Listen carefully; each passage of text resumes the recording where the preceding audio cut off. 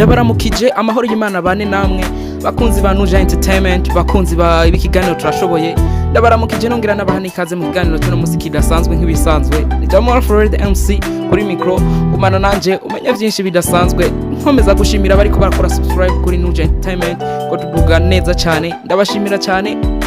komeza ngaho kugira ngo ibintu bimere neza cyane nshimira uwiswe KB Canva ku biganiro byiza biriko bigenda bivugwa hariya kwisi neza neza agenda abaha reka ndamushimire nawe nyene kuko ari kagira uruhara rudasanzwe kugira ngo ibintu bimere neza cyane so ino munsi rero dufise amakuru menshi ari kagenda avugwa ku bahaperi badasanzwe bakomeye ngaha mu gihugu cy'u Burundi tuza guhera kuri Mkombozi tuza gusubira kwa Fabelove tuza gusubira no kwa Bace on the floor urana ko neza neza arabahaperi bakomeye ngaha mu gihugu cy'u Burundi turaza kurama biography yabo muri rusangi hariho abo mubona mukavuga ati mbega biography yabo imeze gute neza na neza biography yabo uyumvise urumva ko nawe wogira intege mu vyurimwo ntucike intege kuko nabo bashitse aho bageze bahashitse batazi ko ariho bazoshika uko bameze ubu siko bari batanguye vyankano n'ubumeze neza cyane rero sangwe ikaze mu kiganiro cy'uno munsi nkomeza kubatumirira gukora subscribe kuri no chaîne yacu gukora partage kugira ngo ubutumwa tubaha neza neza inyigisho tubaha zishikire benshi bashoboka kugira ngo ibintu bimere neza cyane Mkombozi Lucifer izina ry'ukuri yitwa Nzeyimana Toma n'umuririmbyi w'umurundi waziye mu muziki yakunda gukora ibintu by'igihugu yatanguye kuririmba afise imyaka 7 niho yatangura kuririmba mu gatari ataraja muri studio aho yaririmba indirimbo za Bob Marley za Rakdube aba Christophe Matata muri 2009 indirimbo yiwe za wagiye mwaka niyo ndirimbo ya mbere yatanguye gukora neza neza uwo Mkombozi ija ahabona officiellement hari 2009 iyo ndirimbo yamuhagashimwe kumuririmbyi w'umwaka mu Burundi indirimbo nkazafata imisaraba za kirungo na Afrika zamenyekanye cyane zifise ubutumwa buhamagarira ugwaruka kwitaye igihugu cabo mu kwezi kwa Kigarama 2024 Mkombozi yatangaje ko azokwitoza nk'umushinga mateka yigenga ariko ntiyashoboye kugira amahirwe kugira ngo neza na neza abo umushinga mateka yigenga Mkombozi urugendo rwe ntigwahereye ngaho Mkombozi Lucifer arashobora kuboneka ku mbuga ngurukanabumenyi kenshi gashoboka mugabo ni wa muhapere neza na neza utazomubona mu collaboration y'abaririmbyi bakomeye nkuko twamacu bivuga Mkombozi numwe aguma akora ivyiwiwe umuziki neza na neza ntashaka kuwagura nivyo benshi bamba bavuga ati mugabo Mkombozi aho yavuye niho kure kurusha aho ari karagara neza na neza uwo yara makore kagenda avuga neza na neza hariya kwa Mkombozi Lucifer uwundi ni Fabelove Vacation Boy Fabelove Vacation Boy numwe mu bahapere badasanzwe nawe nyene nga hano mu gihugu cy'u Burundi neza na neza n'umuririmbyi w'umuntu ndakora cyane mu muziki wa hip hop azwi ku izina ryiwe rikomeye hamwe n'ubutumwa bwimbitse butangwa mu ndirimbo ziwe Fabelove yatanguye kumvikana mu muziki w'Ibujumbura afise inyota yo gutanga ubutumwa kuri uraba ingorane z'ugwaruka ubuzima bwa misi yose no kwikukira mu bibazo muri 2019 yatsindiye agashimwe k'indirimbo ya hip hop y'umwaka mu bihembo vya Buja Music Award ku ndirimbo Dog ni kuvuga Dog niyo neza na neza yamuhaye neza na neza agashimwe ku mwaka muri Buja Music Award indirimbo zamenyekanishije za Dog yamuzaniye izina rikomeye mu muziki w'u Burundi murabizi abapanganye n'indirimbo neza na neza yo muri 2021 yerekana ko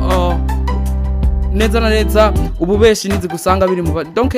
Fabelove ni wa muririmbyi aririmba yibaza kuri population yibaza neza na neza aravye alanturi y'ukuntu bimeze kugira ngo neza na neza compose yibaza ku ivyo bintu cyo gicu musanga amatitre yiwe neza na neza ku ndirimbo ziwe ari amatitre usanga umenga ameze ukuntu nk'izi za Dogo abapangayi ntaco wanze nzobikora yasoranye na Masterland neza na neza ibwo nibwo butuma Fabelove agenda atanga mu ndirimbo ziwe neza na neza Fabelove nawe nyene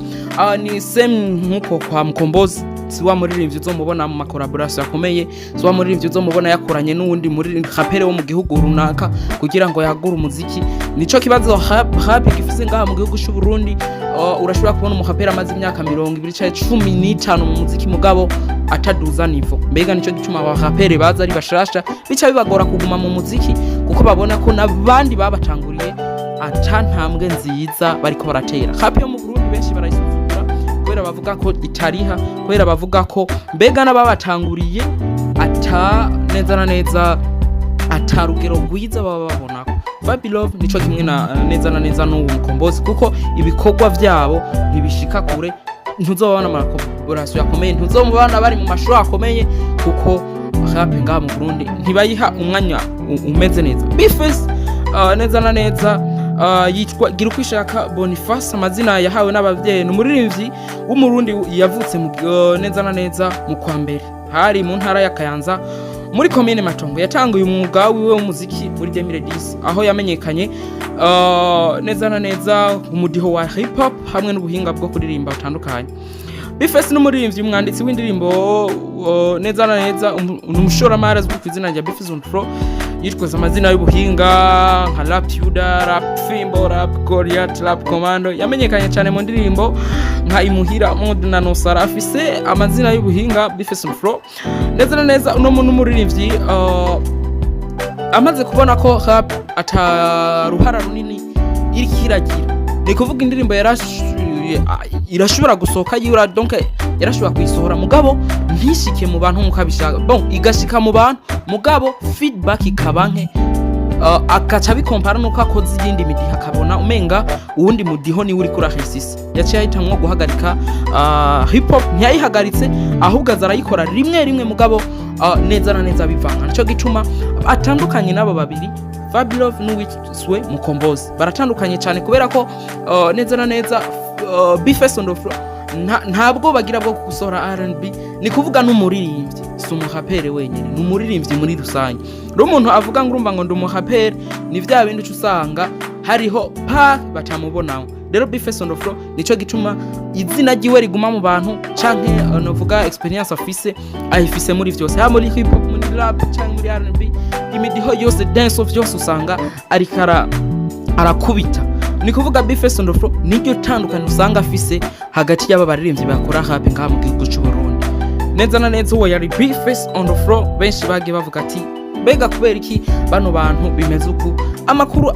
ariko aravugwa nayo ndabatumirira. Iyi ni Entertainment yaje hageze, kora subscribe muzogenda mumenya vyinshi bikomeye gukorana ko dukora mu madume